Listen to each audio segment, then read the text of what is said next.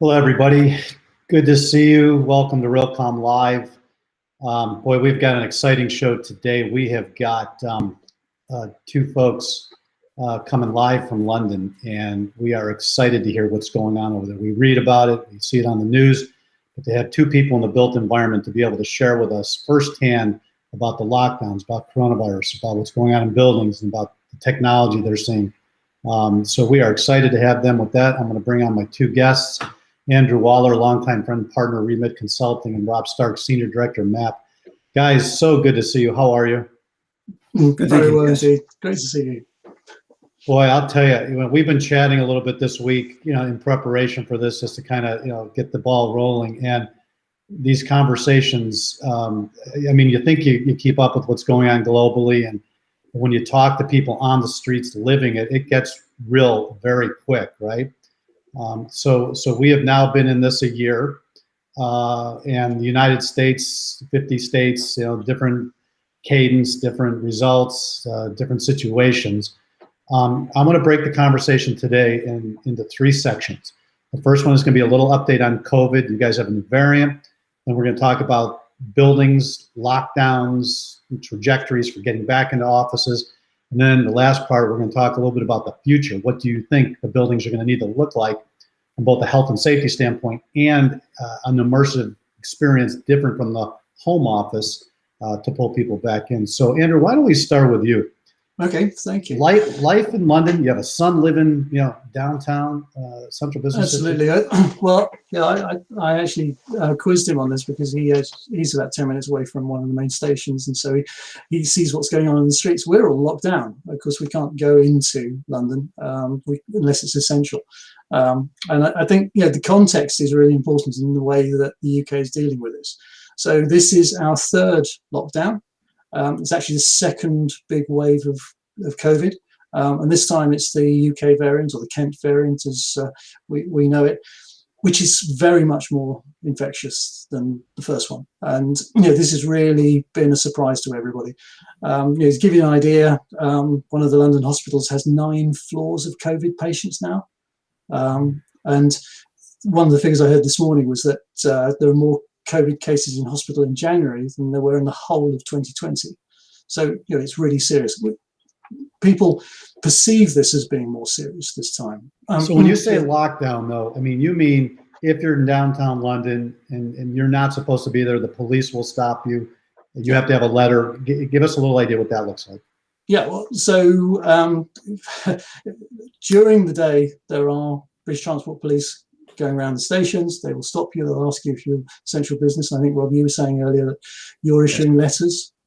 We are. Our key staff, those who have to work from site, who aren't home or office based, and need to keep sites open for our occupiers, certainly have letters so that they can demonstrate to the police they're there for a very good reason. Yeah. And we have adverts popping up in Twitter and on Facebook saying work at home unless it's essential for you to be in the office. And there are people going into the office. There are investment houses, but not the big ones. The smaller investment houses, some of the developers are saying that we're in this industry, you need to be in here. But in those offices, we're hearing that there are COVID outbreaks and people having to go home and having to clean the offices, even where the shift works, so it's disruptive. And So let's pivot. The bottom line is it's not good in London and the UK right now. Okay, any foreseeable trajectory on when things might loosen up? Or is it still in the heat of the battle? I think it's probably fair to say we're still largely amongst it. If you ask people a month or two ago, they were forecasting autumn at the earliest. The Kent variant potentially throws doubt on that. The government has certainly said there's no external or internal travel to be had, likely before the end of this year, if not further. 2021. Yeah. December 2021. Correct. But at the same time, everyone's getting bored of lockdown. Everybody wants to get back in the office, and this is a number of things. Some people simply can't work at home, or the kids are at home and they just can't be effective. There are people who are in flats, in the outskirts of London, they can't work effectively, and they're desperate for the social interaction in the office. And I was surprised today talking to some younger staff, and they were saying that they can imagine being back in the office 3 to 4 days a week. Whereas we're hearing 1 to 2. We're hearing 1 to 2. Up until now, I think that's right. I think people who've got a decent setup at home are thinking 1 to 2. But an awful lot of people, let's face it, a lot of them went to London to meet somebody. And if the pubs and restaurants start opening again, there'll be a hell of a draw to get back. So this is not necessarily in our crosshairs, is real estate technology, professionals, but it's an important part of the conversation. We just saw Salesforce, with a brand new tower in San Francisco, change the skyline, top tier tenants, beautiful building, hovering at 7 to 8% occupancy, and the main tenant with the name on the building just said 2 days ago that they may never go back and people may work from home or wherever forever, right? And that kind of sent just a shockwave through our world. So in London, as a building owner operator, trying to figure out who's coming back, when they're coming back, if rents are going to be disrupted, how do you sit in front of that spreadsheet and figure out your business plan if you're not going to be traveling through 2021? Sure. I mean, to give you a sense of scale, our business manages around 800 buildings, about 7,000 occupiers. So there's over 100,000 people in the offices that we manage on behalf of clients, which gives you a fairly good feedback. Our surveyors are talking to those people on a very regular basis and to our clients to try and understand what their thinking is. It's important to note that it's not all about offices, of course. We're talking logistics, we're talking retail, we're talking hospitality, and there are a lot of different outcomes for those sectors. Life and sciences, logistics, of course, completely different spaces. So if we wanted to focus on offices, I think there are a lot of people making long-term decisions off short-term data, is my view. And I think most organizations aren't quite where Salesforce are yet. They're waiting to see where the dust settles. Right. Okay, so I'm going to blend a couple different topics into one question. We've all heard the stories. We've seen some data. We've heard the anecdotal, we've had anecdotal conversations about these migrations from urban areas to suburbs, right? I was surprised. I was reading some news on this about the UK. You're experiencing the same kind of thing that we're seeing in the US. So the other thing that's happening is people are upgrading their home offices, right, with technology. And all of us have had to play around with microphones and lights and broadband, right? I mean, we become mini producers in the last 6 months, right? Because we had to. If the home office is more equipped or better equipped with broadband, with technology, what is the incentive to go back to the office? I think this changes every couple of months. I think people, as they go through the different stages, which is why it's important to say that we are in this, the deepest part of the second lockdown at the moment. And as things start to release, we come towards summer, and we get outdoors a little bit more, I think things will change again. But there does seem to be enough people thinking about setting up their home office properly, moving out of the big cities to somewhere where they can go walking in the countryside, so if a lockdown does occur, they don't get completely caught out. And certainly the people who were living in central London, if they were on their own, they really didn't enjoy it at all. So I think that's a constituent part, and I think we've got to remember, I was looking back at my diary from the beginning of last year, and we were still experimenting with Zoom. We were only using it sometimes. You and I had conversations over, and there was such a delay. I mean, we didn't have the technology like this. And this has come on so much in 12 months. It's made it really possible to work from home as many days a week as you want, if you want to. But so, in PS, I've heard from insiders, companies like Microsoft, Salesforce, others are going to take the experience we have right now to a whole nother level in the next 90 to 120 days. I mean, this is the third iteration. What is the 8th and 9th iteration look like as far as immersive experiences like we're dealing with right here. Yeah. I think, but just to answer your earlier question, Jim, I think also to add to Andrew's thoughts, it depends on your office, right? Because a lot of people, as Andrew said, a lot of people don't necessarily like the work from home environment for many really good reasons, whether that's connectivity or that they're working, in a very confined space. And what's the trade-off in the office? It may well be a commute, but do they have good bars and restaurants close by? Are there good cultural institutions nearby? Are there museums and galleries? Is your favorite band playing that night? Cities are a draw for many more reasons other than simply having offices in them. So I think the periphery spaces, the multicultural spaces become increasingly important in drawing people back to those centres. And I think it would be remiss if we didn't include the demographic conversation of younger millennials. It's easy for me closer to the end of my career to have all these opinions, but if I was in the beginning of my career, wanting to socialize, wanting to really understand my fellow employees, wanting to go out for that beer, 2-3 nights a week after work. That was an important part of my career. Andrew, I've been with you and Chris Lee's in London in your pubs. That's how we got to know each other, right? That's how we formed. Stayed on tour, Jim. but I think we really should start bringing some younger people into these conversations to say, what do you want? I mean, will you be okay with working from the home, or and why do you want to get back to the office? And then are you willing to take that hour commute to get there? I think we can't. Go ahead. The hybrid, the view from the people I've spoken to so far, and Andrew can chip in here as well, is that the hybrid model is really difficult to make work because the people who aren't in the office will see that those are in the office, and if the senior team are in the office, people want to be around them, right? That's not likely to change. That's human nature, and it's quite difficult to legislate against human nature. So, but what happens if at my cube now, I set up a 4 feet by 3 foot LED wall in the back of my cube. Okay. And so when I'm there, I use it for other things. When I'm not there, my camera from my home office is showing me sitting in my cube. And people can come up to my cube and say, hey, Jim, but it's not me. It's me from my home office being projected on an LED wall where my cube is. I mean, those are the technologies that I think we haven't seen yet.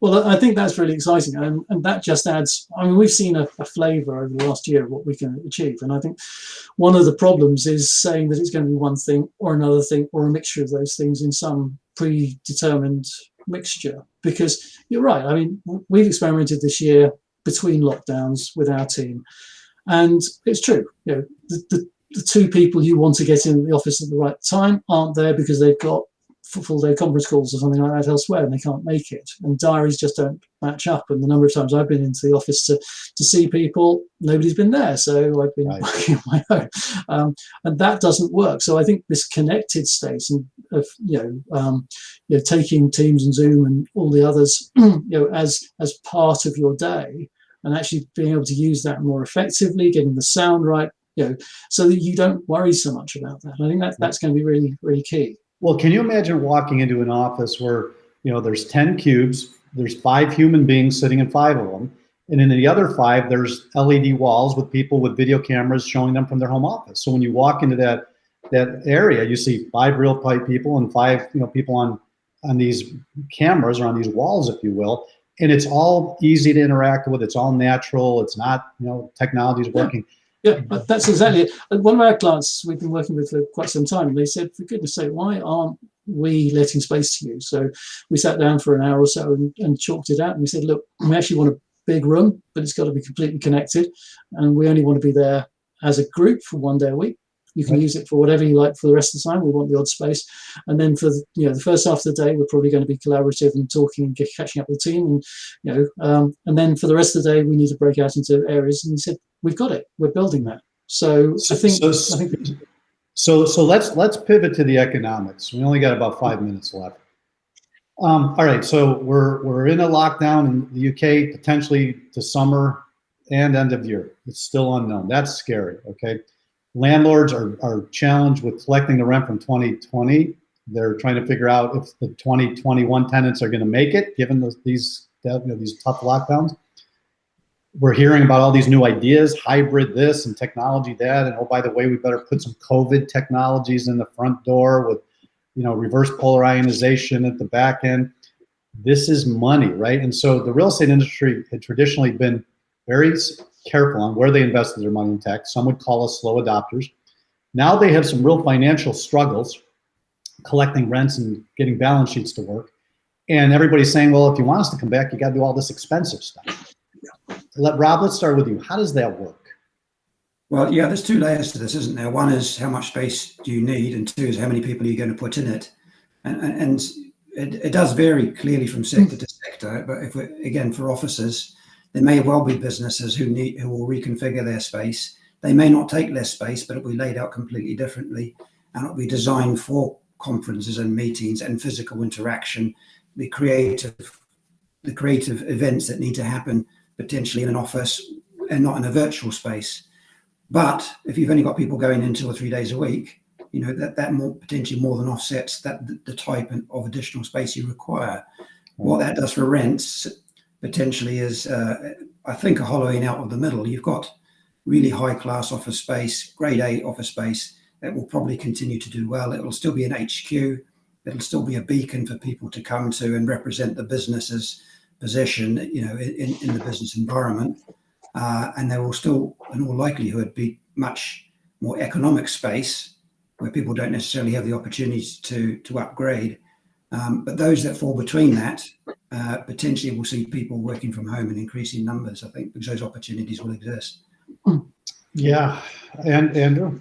Well, and let's not forget we're going to have different tenants and different landlords, because a lot of the landlords who provide the new types of space are going to be different from the old-fashioned ones which won't adapt. And so we're going to see new generations of people coming through. And frankly, the institutions are doing very well at moving into new ideas.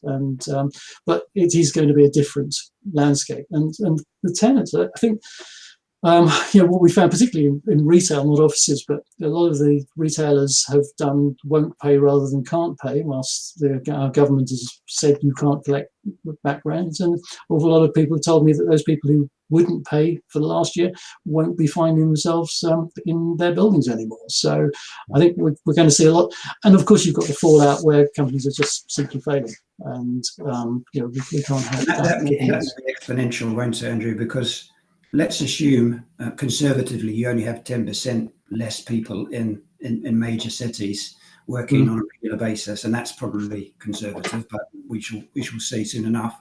The second and third order effect of that is that it's 10% less people shopping, 10% people less in the restaurants, 10% less in the other institutions. That's the profit, isn't it? Well, we've been having that conversation in the last week with a lot of people about the retail, and our number is much higher than that. We're saying if 30 to 40% of people don't return to those cities, even call it 20, is that traffic going to be enough to support those retail outlets, the cleaners, the restaurant, the bar, the coffee shop, that used to run on tight margins already, and now with a reduced traffic, what does that mean? But there's a horrible cascade which might happen, because the numbers are probably 5 years old now, but I can't imagine they're any different. Something like 50 or 60% of offices in London are less than 10,000 square feet, and probably 30 to 40% are less than 2,000 square feet. And those people are only in London because the big guys are there. Right. Now, if the big guys don't reoccupy in the same way, and they can't have meetings in London, there isn't much point for the smaller guys to be there. So that is a great point. Let's pause real quick. In the old days, why did the lawyers and all those support systems move into the downtown area? Because that's what the courthouse was. They wanted to be around the big guys. And nobody is talking about those 10,000 and less tenants. We're all talking about the big companies, right? Because they make the news. But your point is very well taken.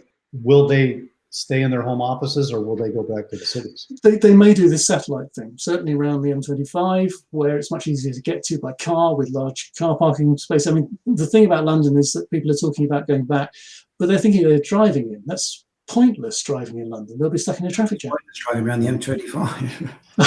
I'm gonna steal 2 more minutes from you guys on this question. We talked about it a little bit, but I want to just get some clarity. If the technology in the home office is better than the technology in the buildings, in addition to the commute, in addition to the health concern, how are we going to get people back into offices? I think Rob was bang on with, it's the cities, the established cities, and the culture that will bring people back in, and work will go there because it's easier to be around that. And that'll attract certainly each new generation who wants to go to a city to meet people, to get on in their career. As we get older, we've got families, I think it'll move out. So I think you'll have, it'll be stratified. Okay. Rob, thoughts?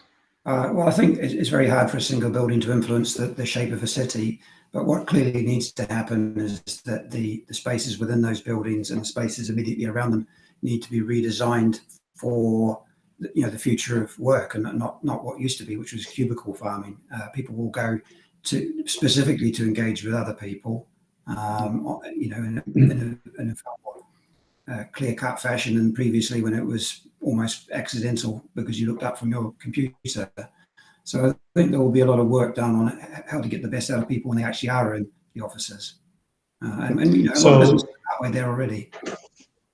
So this new perfect world, a safe building that has got immersive technologies, has got all the broadband you need, has got, it's easy to use technology. Think globally. Is there any company or building that you think is there yet, or is at least trying to get there, or is this early innings? I think if you name one, you have to name a lot because they're all trying to get there. So it's quite difficult to do it in the short space of time. The Leesman Index, I would suggest. Look at the Leesman Index. Yeah. They rate the big corporates on how their spaces enable exactly that type of working. And who was that? Say that one more time. Leesman. Leesman. L-E-S-M-A-N. Really good. Really good. Yeah. And the other thing, unfortunately, we're out of time, that we got to talk about, and we're going to hopefully have you guys back on, but the retail immersive experience, the retail, what is the retail of the future that supports this? This was on a trajectory like this, and all of a sudden COVID hit. And I know it may be hard to believe, but at the end of this, I think the world will look at this as an acceleration of digital transformation. And I think that this paradigm shift just happened much faster than it should have. The interesting thing on retail was that in April last year, when we were locked down, there was nobody going to shops. Retail dropped by 20%, according to national statistics.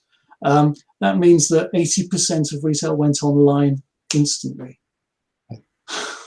We don't have a retail problem. We've got a retail property problem. Property problem, yes. Well, and we were in the U.S., we were already having problems with retail because of overbuilt technology, Amazons of the world, millennials not going to the mall to meet anymore, they're meeting online. So we had a host of issues already, and COVID just exacerbated it. So, but there's exciting new things in that. So exactly, there are. And in any crisis, there are things that come out of it that are good. And that's what we're trying to do, is dig, and try to find those, so we can be part of the conversation to get back to whatever this new normal might look like. 1 minute, 30 seconds each. Guys, what would you tell people listening in from all, US, wherever, about London in the next 3 to 6 months, and how real estate technology is going to play a part in it? 30 seconds. 30 seconds. 3 to 6 months, it's going to be up and down, but this will pass, and we will come out much stronger because technology will be adopted. We're already seeing people adopting technology. I never thought they would. I think there's a lot of opportunity. Awesome. Rob? Yeah, I think echo that. It's the world's largest change management program. So we've forced this technology upon people at very short notice, and I think everyone has clearly been surprised by how, relatively speaking, well it's been adopted. But it's still short term. Human nature is human nature, and we're fighting 2,000, 3,000, 4,000 years worth of particular ways to interact with people. So I wouldn't, we're reverting to the mean at some point in 2022. Well, and just to pile on with what you said, Andrew, about, and both of you, about humans. I mean, my lockdown experience has been different. I mean, I live someplace where I can walk every day. I have seen human beings from a distance every day. And then when I talk to my friends in the cities who have not had that, it is taking tolls on people, and they want to be back around human beings. I get it. So, guys, unfortunately, we are out of time, and we actually cut out a commercial to make more time, which we don't like to do often. But I knew this conversation was important. Having you be able to share your points, from over here or from over there, I should say. Very well appreciated, and I just want to say thank you to both of you. Great to see you. Thanks very much. Great to see you, and we'll look forward to seeing you in person. All right, with that, Howard, I apologize. I probably took a minute or two from you. Howard Berger is going to come on and give us a weekly update in the news on real estate technology. Howard, apologize. I'm going to get out of here. It's all yours. No worries, Jim.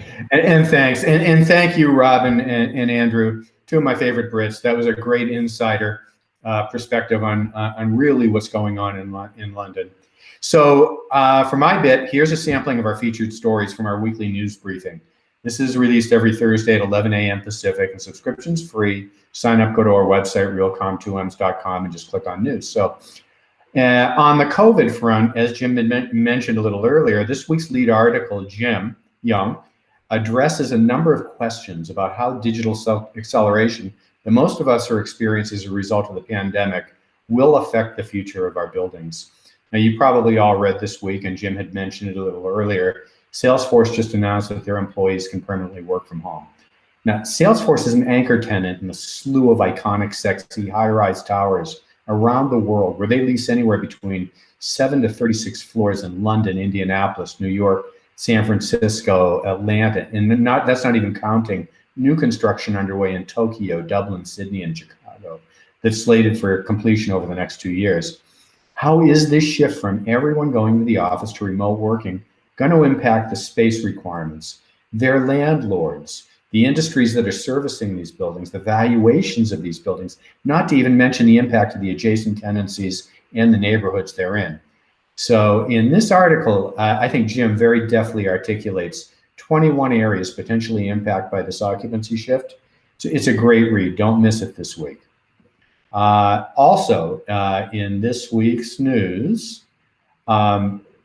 it's always sad to hear of an energetic creative company that just doesn't make it. And this week, prop tech startup Knotel, which by the way was valued last March 2020 at 1.6 billion, just filed for bankruptcy. Newmark acquired Knotel's assets for a reported 70 million, probably in an effort to recoup some of Newmark's original investment in the startup.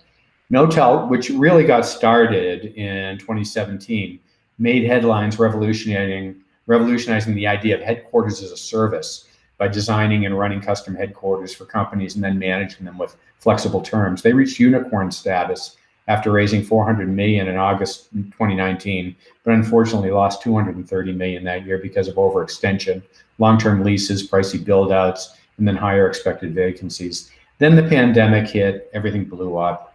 So the question remains, what does this mean, not only for a lot of the prop tech startups, but for flexible workplace sector going forward? And then finally, the red hot SPAC market's getting hotter, raising record levels of capital, seeing record jumps in returns across the board. Joke on Wall Street is, I know more people who have a SPAC than have COVID, which may be the reason to ask, is this a new version of a dot-com bubble? Hundreds of these special purpose acquisition courts are being created by everyone from Alex Rodriguez, baseball player turned entrepreneur, to Colin Kaepernick, who just filed for his own $250 million SPAC. Prop tech has become a growing focus for these blank check firms, with major players like Tishman Speyer, CBRE, Fifth Wall jumping into the pool. As a matter of fact, this week, Fifth Wall just upsized its SPAC offering from 250 to 300 million. And by the way, its shares just started trading today in the $10 range under the ticker FWAA. So I hope I didn't go too much over time. I'm out of time for today. That's it for me, but there's lots more in our weekly briefing. So check it out, and I will see you all next week. Yeah, Howard, great job. Great job. There are so many things that we need to talk about. To Howard's point, we've got a major company, prop tech company, going away, and then we've got all this new money in the market. A lot of, as we had shows a couple weeks ago on PropTech, we're going to continue that conversation because there's a lot of new money coming into the market. But we have a question on what happened to the old money, and we're going to continue to dive into that. So before I wrap the show, let's hear from our final sponsor, and then I'm going to tell you a little bit about what we're going to talk about next week. Real Foundations is a professional services firm focused on helping companies that develop, own, operate, or invest in real estate make smarter, more profitable decisions. From the building itself to the way it's developed, operated, and capitalized, no firm understands the inner workings of the entire real estate ecosystem as well as Real Foundations. We make real estate run better.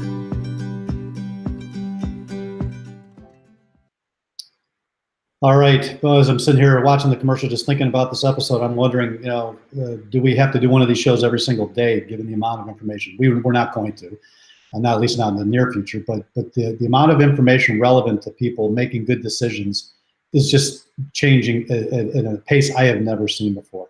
So hopefully you find this weekly show valuable in helping you sort out some of the struggles and challenges and opportunities we're all dealing with. So with that, next week's episode, big topic, next gen in-building wireless, 5G CBRS. What does it mean? What is it going to cost? What's the functionality? What are the benefits? We got two great guests, Dave Wright from Ongo Alliance and Vardhan Chaudhry from JB Smith, two folks who are knee-deep in this topic and are going to share some insights for building owners, operators, tenants on what we need to see, and what we need to see coming, and what the changes we're going to have to make to the buildings, and really what's going to take to bring these buildings into the 21st century.